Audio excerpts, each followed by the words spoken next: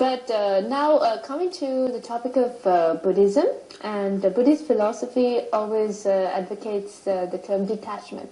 Now, when people hear the term detachment, sometimes they think, is this something we need to think about? Is this a pessimistic thing? Do we have to always let go of everything? So tell us the exact view on this term detachment in Buddhism. Yes, this is one of the challenges that I have because I'm conducting a meditation session for tourists, a project that I started about 5 years ago.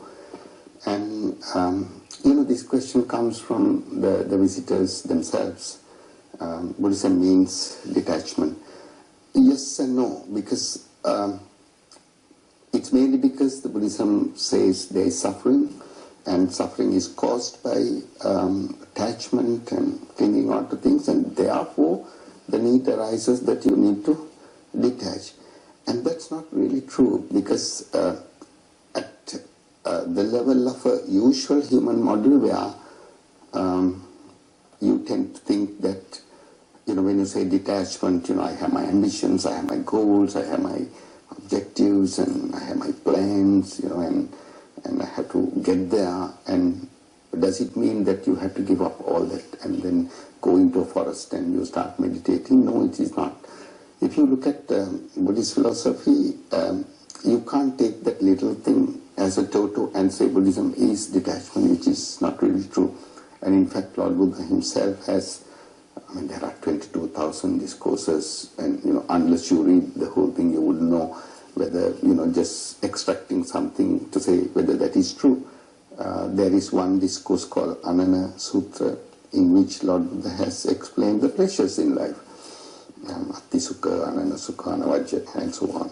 Now this one called Bhoga Sukha means that having sufficient wealth, it's you can lead a comfortable life. But there's a qualifying statement. Having sufficient wealth to share. You see that sharing part, so you have a pleasure because you have wealth, but then you also have pleasure by sharing that wealth. That part is generally, you don't hear that part. Anavajja Sukha means you lead a kind of a life, whether it's a career or family life, you are not blamed by, you are not blamable in the sense, of course, there is always, something that can go against you. But what I'm saying is leading a life where you are subject to, criticism, you are subject to, various things. I'm sure you have now in the current scenario, you can see there are a lot of people whom we point at and say, he was responsible for this, responsible for that. And that is not really a pleasure. So leading a life where at least the majority will say, yes, he has led a meaningful.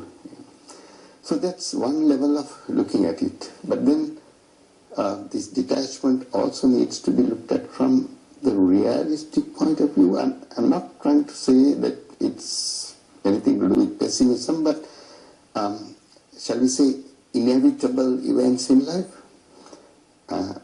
I'm not the same person who walked in just a couple of minutes ago.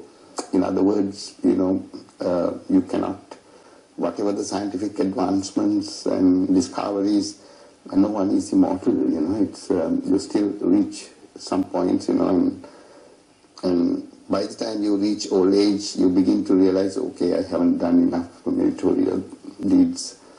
And in fact, some people, they go and meditate also when you are in the old age, and the sicknesses and all these things are inevitable happenings in life which can cause suffering. And the other one is vicissitudes, ups and downs, inevitable again. So therefore the detachment in that sense is necessary, because you can acquire the most expensive vehicle because it is a need to reflect probably your business or your brand or whatever.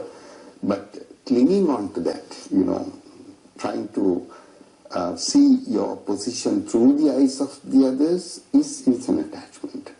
But if it is a necessity, there is no attachment. So there is another way of looking at this detachment. The third one is spirituality, because when you enter the sphere of spirituality, I think the detachment becomes meaningless, because then you are into a search as to what this life and existence is truly is, so then you are on a search, and then these words become less important. And